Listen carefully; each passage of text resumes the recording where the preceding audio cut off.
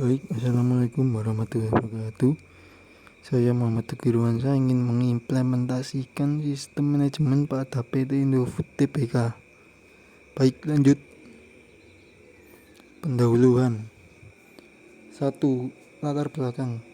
Pendidikan saat ini membutuhkan dasar yang harus dibangun, yaitu menyadari posisinya sebagai penghasil jasa pendidikan, produsen, konsumen. Lembaga pendidikan yang paling kritis adalah usaha. Solusi yang tepat harus meningkatkan kualitas dan mengadopsi praktik manajemen yang dipadukan kemajuan teknologi informasi. Hal tersebut dapat memperbaiki kinerja lembaga pendidikan layaknya kinerja usaha lembaga bisnis. Maka dari itu, ledakan informasi saat ini menimbulkan dampak yang sangat kuat terhadap kompleksitas manajemen pada umumnya, khususnya manajemen pendidikan.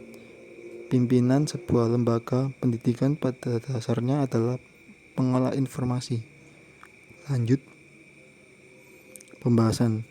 Pengertian sistem informasi manajemen.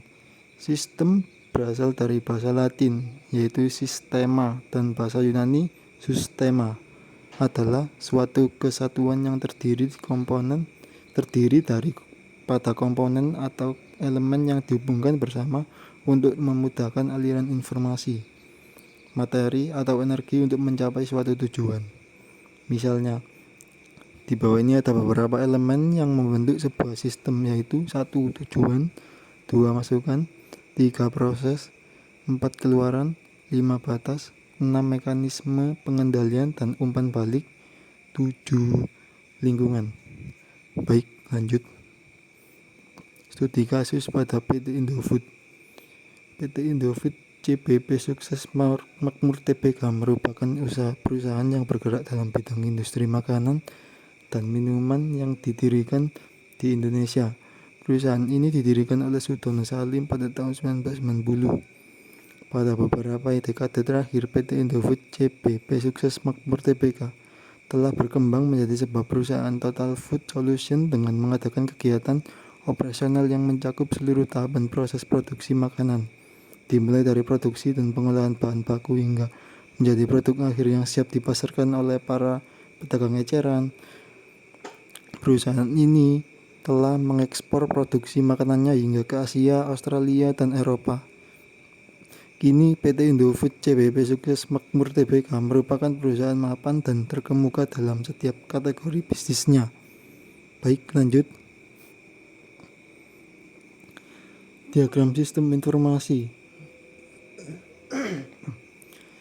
Diagram sistem informasi PT Indofood Makmur terdiri dari 1. Eksekutif, 2. Senior manager, 3. Middle manager, 4. Workers. Di gambar berikut ini adalah susunan dari tahap struktur diagram sistem informasi perusahaan PT Indofood. Baik, lanjut. Struktur organisasi pada perusahaan. Kedudukan tertinggi di PT Indofood adalah seorang direktur utama. Dalam melaksanakan tugasnya, beliau dibantu oleh anggota direksi dewan komisaris bertugas untuk mengawasi direksi dalam menjalankan kegiatan dan mengelola perseroan. Berikut ini merupakan struktur organisasi PT Indofood CBP Sukses Makmur Tbk. Di samping ini adalah berikut tatanan struktur organisasi pada PT Indofood. Baik, lanjut.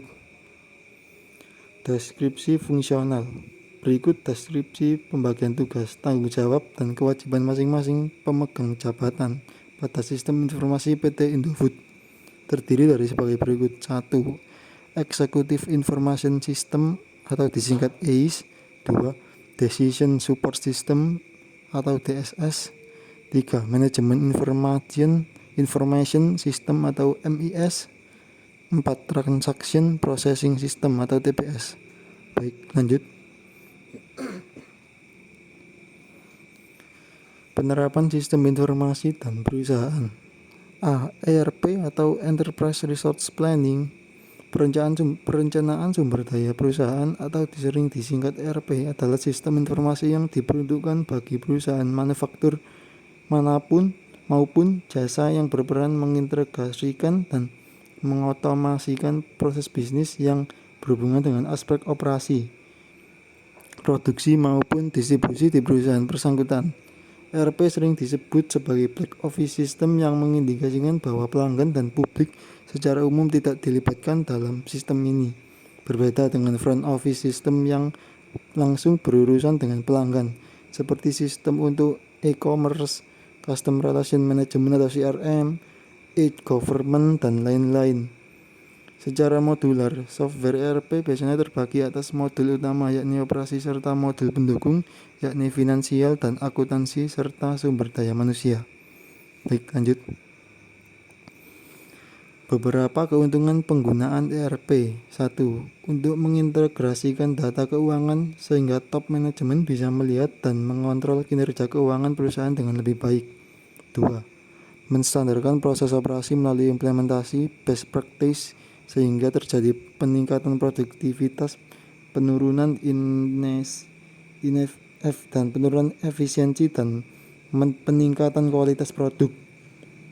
3. Menstandarkan dan informasi melalui keseragaman pelaporan terutama untuk perusahaan besar yang biasanya terdiri dari banyak bisnis unit dengan jumlah dan jenis bisnis yang berbeda-beda. 4. Keuntungan yang bisa terukur diantaranya penurunan inventory, penurunan tenaga kerja secara total, peningkatan service level, peningkatan kontrol keuangan, penurunan waktu yang dibutuhkan untuk mendapatkan informasi. Lanjut. Ini adalah beberapa signifikansi penerapan ERP di PT Indofood. 1. Meningkat drastisnya ketepatan antara supply dengan demand konsumen pada tiap area distribusi. 2. Distribusi informasi yang terintegrasi sehingga mempercepat alur informasi sekaligus memberikan data akurat yang dibutuhkan untuk tiap jenjang pengambilan keputusan tiap lini divisi. 3. Meningkatkan efisiensi biaya operasional dan lain-lain. 4. Mengurangi biaya administrasi melalui efektivitas metode manajemen pengarsipan dan distribusi data terpadu. Di bawah ini adalah fungsi penerapan ERP di antara yang tersebut. 1. Tetap mempertahankan platform. 2. Menyesuaikan minat konsumen. 3. Integrasi sistem hilir. 4. Pengarsipan dokumen. Lanjut. Baik, kesimpulan dari PPT tersebut yaitu secara umum sistem informasi dapat didefinisikan sebagai suatu sistem di dalam suatu organisasi yang merupakan kombinasi dari orang-orang, fasilitas, teknologi, media, prosedur-prosedur, dan pengendalian yang diajukan untuk mendapatkan jalur komunikasi penting, memproses tipe transaksi rutin tertentu, memberi sinyal kepada manajemen dan yang lainnya terhadap kejadian-kejadian internal dan eksternal yang penting dan menyediakan suatu dasar informasi untuk mengambil keputusan. Baik, itu saja dari presentasi dari saya. Apabila ada kesalahan dalam isi PPT tersebut, mohon dimaklumi. Wassalamualaikum warahmatullahi wabarakatuh.